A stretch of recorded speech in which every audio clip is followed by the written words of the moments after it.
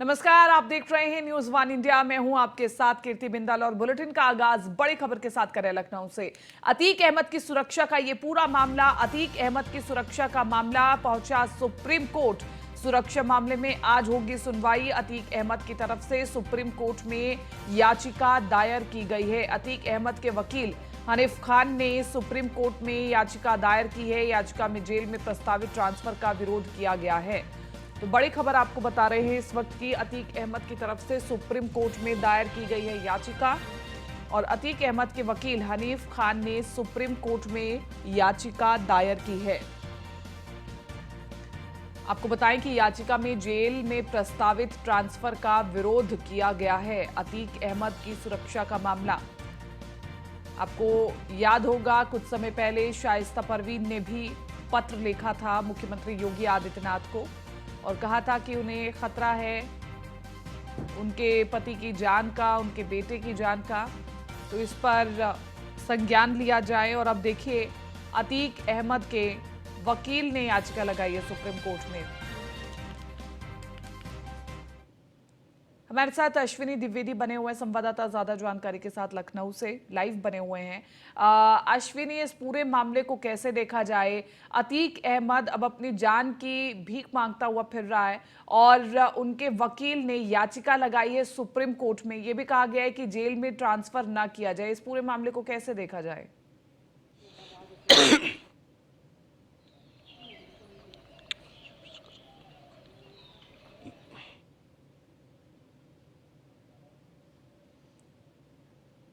चलिए हम अश्विनी से दोबारा जुड़ेंगे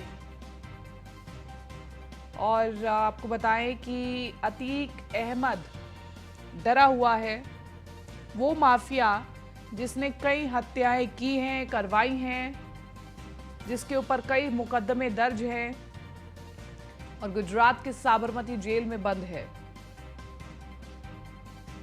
अब अतीक अहमद के वकील ने सुप्रीम कोर्ट में याचिका लगाई है।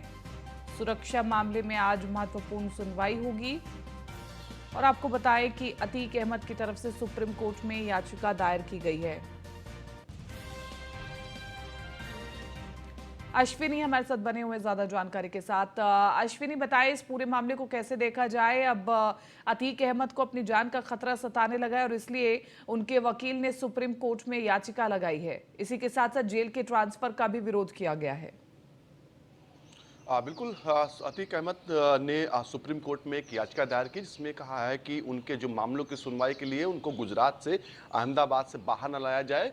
अगर यूपी में ले जाते हैं तो उनको उनकी जान का खतरा, इसको लेकर के उन्होंने आशंका जताई है। जो याचिका दायर की उसमें कहा गया है कि जिस तरीके से उत्तर प्रदेश के मंत्रियों के, कुछ मंत्रियों के बयान आ रहे हैं जिसके बाद उनको डर लग रहा है और कहीं ना कहीं अगर उनको उनकी सुनवाई होना है मामलों की तो वीडियो कॉन्फ्रेंसिंग के जरिए ही हो जाए। अगर उनको यूपी लाना भी है तो कहीं ना कहीं जो सेंट्रल फोर्सेस हैं उनके संरक्षण में यूपी तक लाया जाए। निश्चित तौर पर कहीं ना कहीं ये डर है अतीक अहमद का जो इस तरीके की याचिका दायर की, क्योंकि उनको पता है कि उत्तर प्रदेश पुलिस, उत्तर प्रदेश सरकार किसी भी माफिया को बख्शने वाली नहीं है। हालांकि हर बार कहा जाता है कि संवैधानिक दायरे में रहकर कार्रवाई होगी, लेकिन कभी कभी जनता को कहीं ना कहीं एक एहसास दिलाने के लिए कि सरकार उनके लिए खड़ी है, कुछ अलग हटके भी करना पड़ता है। निश्चित तौर पर ऐसे में अतीक अहमद को अंदेशा है कि जिस तरीके से देखा गया कि लगातार मंत्रियों के बयान भी आ रहे हैं और मुख्यमंत्री ने भी साफ तौर पर कहा था कि जो भी माफिया होगा उसको मिट्टी में मिला दिया जाएगा। और ये इस चीज़ का जिक्र भी अतीक अहमद ने अपनी याचिका में किया है कि मुख्यमंत्री ने यह भी कहा है कि जो माफिया होगा उसको मिट्टी में मिला दे। तो सोचिए कि इतना खौफ अब उसके अंदर है, क्योंकि जिस तरीके से पूरा घटनाक्रम हुआ था, उमेश पाल हत्याकांड हुआ था, उसके बाद कहीं ना कहीं उत्तर प्रदेश जो पुलिस है, STF है, वो दिन रात एक कर रही है। लगातार अतीक के जो करीबी हैं उनके यहाँ छापेमारी हो रही है। कल ही देखा गया कि प्रयागराज में एक करीबी के घर पे बुलडोजर भी चला। तो ऐसे में कहीं ना कहीं अतीक को अब अंदेशा हो गया कि उससे गलती हो चुकी है। कहीं ना कहीं उसको अफसोस भी हो रहा होगा कि उत्तर प्रदेश में अब योगी आदित्यनाथ की सरकार है, उसको ये नहीं करना चाहिए था।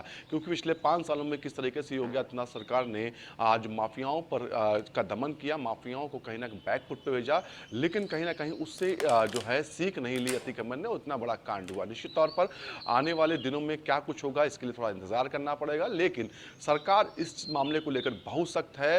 वो बाकायदा दिन रात मॉनिटरिंग हो रही है। एक एक पल की मॉनिटरिंग जो है चीज़ें हैं वो मुख्यमंत्री को बताई जा रही हैं। दो बड़े अफसर लगाए गए इसमें जो पूरा मॉनिटर कर रहे हैं। एक एडीजी एलओ है प्रशांत कुमार, दूसरे एडीजी एसटीएफ हैं बिल्कुल। और अल्ताफ यास। अश्विनी, तो कहीं ना दोनों कहीं ये पूरा मामला मुख्तार अंसारी जैसा लग रहा है। जब मुख्तार अंसारी को भी बांदा जेल से शिफ्ट किया जा रहा था तो वो भी इसी प्रकार से डरा हुआ था और कहा जा रहा था कि गाड़ी ना पलट जाए।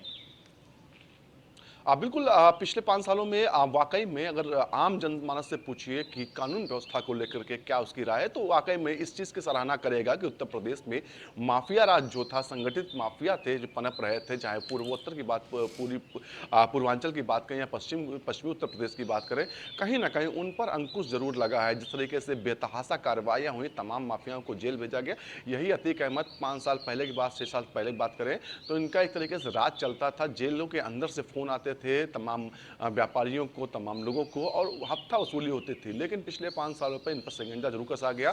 कहीं ना कहीं जनता इसी से खुश थी, इसीलिए दोबारा से सत्ता में भारतीय जनता पार्टी वापसी कर पाई। अमूमन देखा गया कि पिछले 30 साल से ज़्यादा का समय हो गया था कि कोई भी पार्टी उत्तर प्रदेश में दोबारा से सत्ता में वापसी लगातार नहीं कर पाई। लेकिन ये रिकॉर्ड टूटा तो कहीं ना कहीं कानून व्यवस्था एक बड़ा मुद्दा रहा, सरकार के लिए भी रहा, जनता के लिए भी रहा। तो निश्चित तौर पर तो इस पर अगर कोई कंप्रोमाइज सरकार करने के मूड में बिल्कुल नजर नहीं आती है।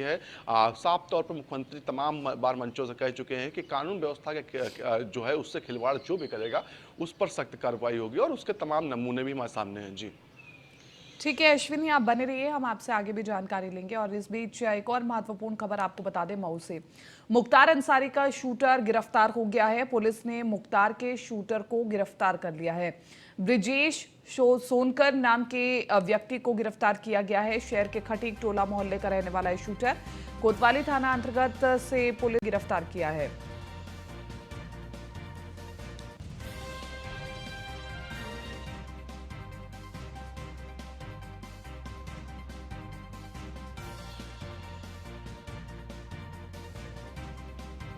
तो बड़ी खबर आपको बता रहे, शहर के खटीक टोला मोहल्ले के रहने वाला है शूटर। कोतवाली थाना अंतर्गत से पुलिस ने किया गिरफ्तार। और आपको बता दें कि अतीक अहमद के शूटर को गिरफ्तार कर लिया गया है। ब्रिजेश सोनकर को गिरफ्तार किया गया है। मुख्तार अंसारी का शूटर है ब्रिजेश सोनकर। और पुलिस की बड़ी सफलता है जहां पर पुलिस ने मुख्तार अंसारी के शूटर को गिरफ्तार किया है। शहर के खटीक टोला मोहल्ले का रहने वाला है शूटर।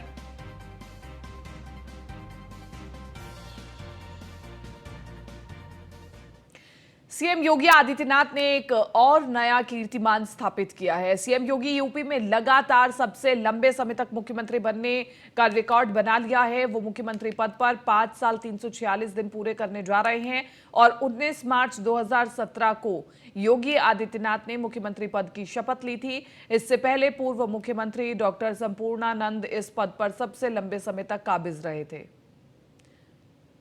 अश्विनी हमारे साथ बने हुए हैं ज्यादा जानकारी के साथ संवाददाता अश्विनी। मुख्यमंत्री योगी आदित्यनाथ दूसरे ऐसे मुख्यमंत्री बने हैं जिन्होंने अपना लंबा कार्यकाल उत्तर प्रदेश में पूरा किया है। इसी के साथ साथ बहुत उपलब्धियां रही हैं मुख्यमंत्री योगी आदित्यनाथ की, और आगे भी उम्मीद है कि उत्तर प्रदेश इसी तरह से प्रगति की राह पर बढ़ता रहेगा।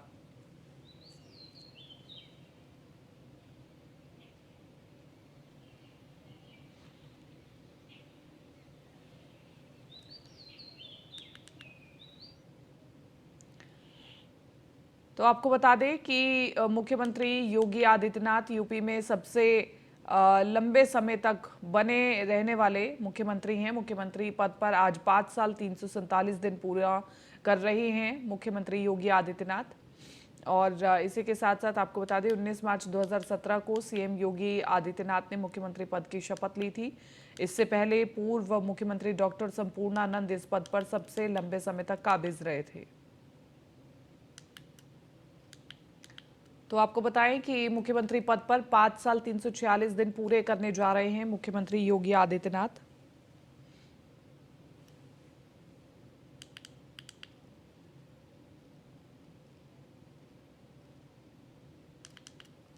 यूपी में सबसे ज्यादा दिनों तक सीएम बनने का रिकॉर्ड मुख्यमंत्री योगी आदित्यनाथ का। और आपको बताएं कि सीएम योगी 5 साल 347 दिन से यूपी के सीएम हैं। और इसी के साथ साथ आपको बताएं कि सीएम योगी ने डॉक्टर संपूर्णानंद का भी रिकॉर्ड तोड़ दिया है।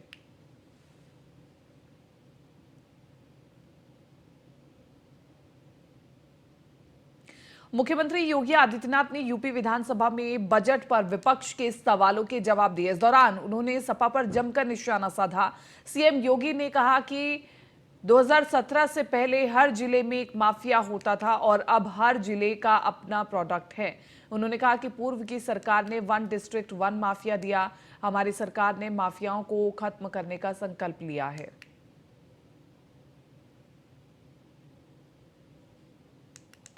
अधिक कल कह रहे थे नेता विरोधी दल कि ओडीओपी क्या हो गया ये 1 डिस्ट्रिक्ट 1 प्रोडक्ट है, जिसने यहाँ की परंपरागत उत्पाद को, एमएसएमई को एक नया जीवन दिया है। और एमएसएमई को नया जीवन देने का परिणाम है उत्तर प्रदेश एक्सपोर्ट का एक हब बना है। आज उत्तर प्रदेश 16-17 की तुलना में दोगुने से अधिक एक्सपोर्ट कर रहा है। 1,56,000 करोड़ रुपए से अधिक एक्सपोर्ट हमारा केवल 21-22 में ही पहुंच चुका है। लेकिन ये सच है कि आप ओडीओपी तो नहीं दे पाए, लेकिन 1 डिस्ट्रिक्ट 1 माफिया जरूर दे दिए थे। 1 डिस्ट्रिक्ट 1 माफिया, कौन जिला ऐसा नहीं था जिसमें एक नया माफिया न खड़ा हुआ? कौन जिला था? कहीं संगठित अपराध में लिप्त माफिया थे, कहीं खनन माफिया थे, कहीं पशु माफिया थे, कहीं वन माफिया थे, कहीं भू माफिया थे। कल कह रहे थे पिछड़ा वर्ग कल्याण मंत्री नरेंद्र कश्यप ने प्रयागराज की घटना पर कहा कि वारदात में शामिल लोगों को बख्शा नहीं जाएगा। लगातार पुलिस का एक्शन जारी है। मुख्यमंत्री का संकल्प है कि कोई अपराधी बचेगा नहीं। मंत्री नरेंद्र कश्यप से खास बातचीत की हमारे संवाददाता एसके वाजपेयी ने। देखिए,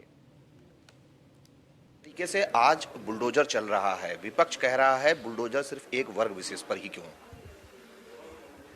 प्रदेश के माननीय मुख्यमंत्री जी ने राज्यपाल के अभिभाषण पर विधानसभा में स्पष्ट कर दिया था कि जो अपराध करने वाले हैं, अन्याय करने वाले, और खास तौर से प्रयागराज की घटना के संदर्भ में कि किसी को बख्शा नहीं जाएगा। पूरे प्रदेश के संज्ञान में है। अपराधी भागने की चेष्टा कर रहे थे, एक अपराधी उसमें एनकाउंटर में मारा गया। अन्य अपराधियों के प्रॉपर्टीज पर बुलडोजर चल रहा है। कानून अपना काम कर रहा है और जो हमारी सरकार की प्रतिबद्धता है उत्तर प्रदेश की जनता को सुख और शांति का वातावरण देने की, उसमें हमारी सरकार अपना काम कर रही है। एक आरोपी का एनकाउंटर हुआ है, एक अन्य साजिशकर्ता गिरफ्तार है। बाकी के जो 6 लोग हैं, जो कि पूरे अगर सीसीटीवी की बात करें तो 7 लोग उसमें दिखाई दे रहे थे।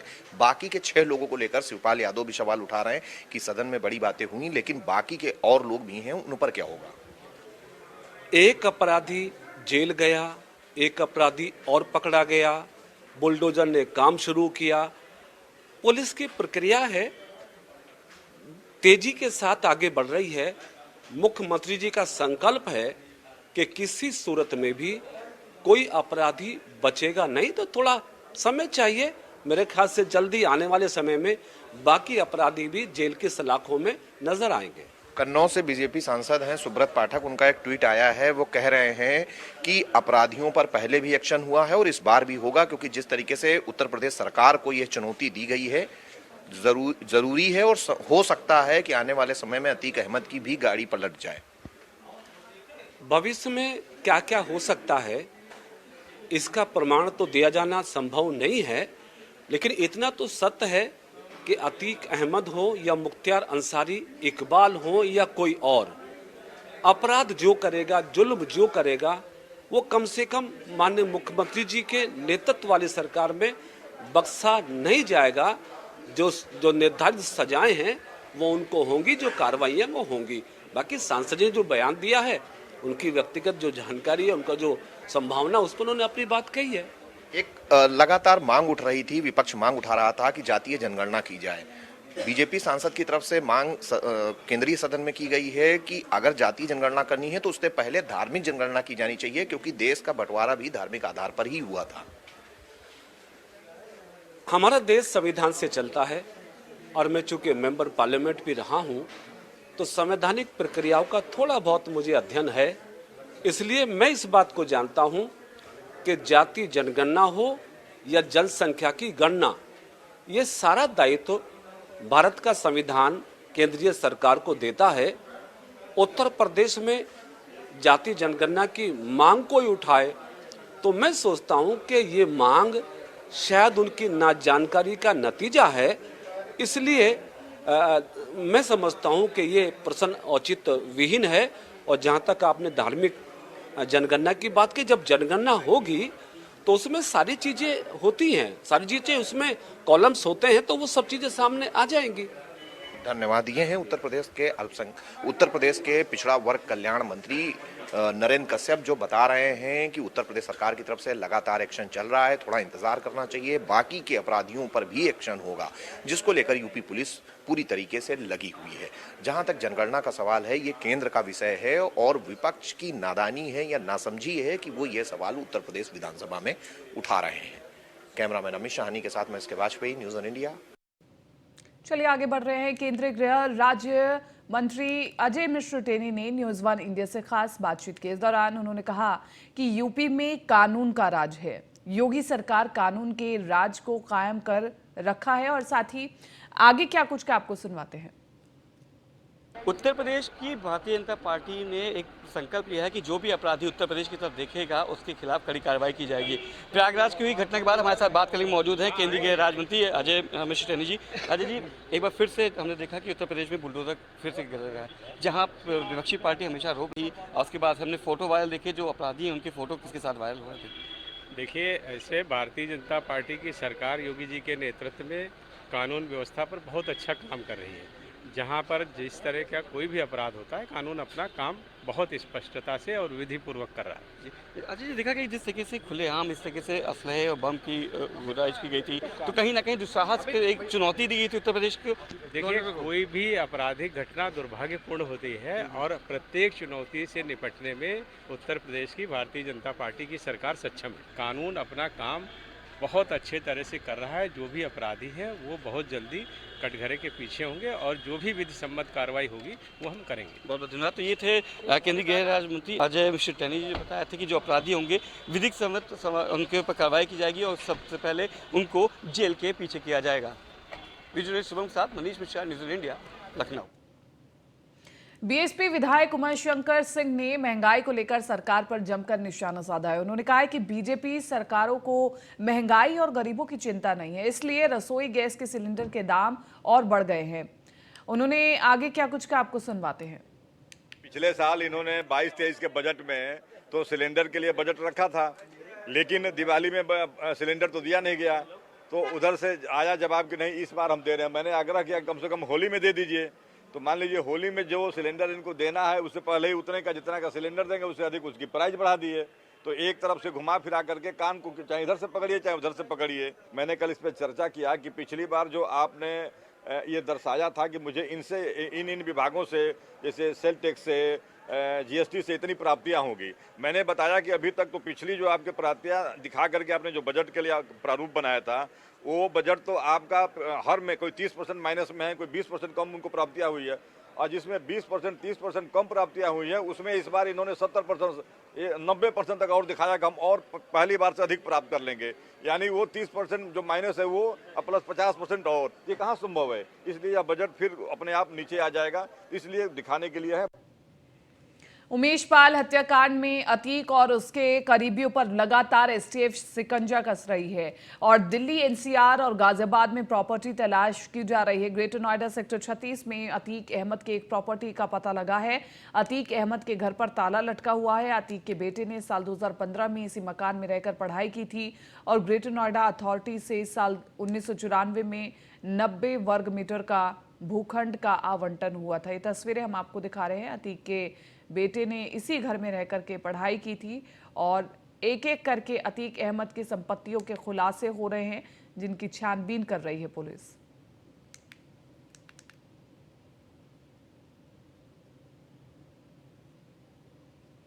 मेरठ में पिछले काफी समय से टैक्स ना जमा करने वालों पर नगर निगम की टीम एक्शन मोड में नजर आई।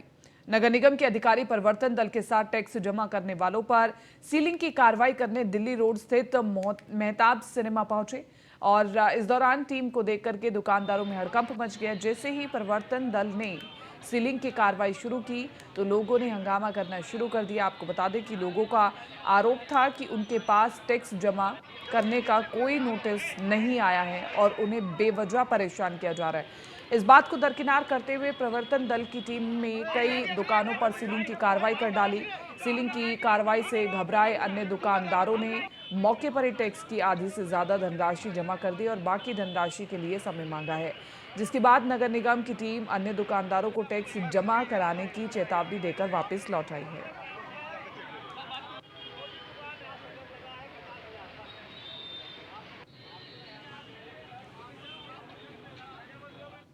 गाजियाबाद में जीडीए ने अवैध निर्माण के खिलाफ बड़ी कार्रवाई की है। आपको बता दें कि लोनी में लेंटर गिरने से हुई जनहानि के चलते अब जीडीए अवैध निर्माण के खिलाफ आक्रामक मूड में है, जिसके चलते शालीमार गार्डन के प्लॉट संख्या B129 पर अवैध निर्माण के खिलाफ जीडीए ने एक्शन लिया।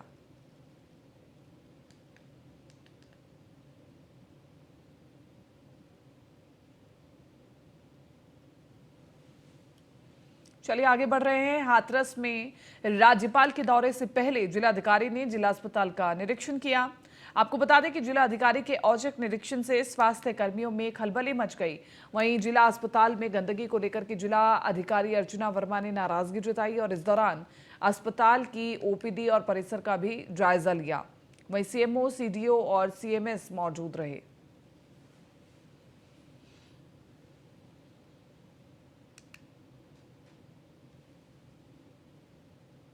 फिलहाल इस बुलेटिन में मेरे साथ इतना ही। दीजिए इजाजत। नमस्कार।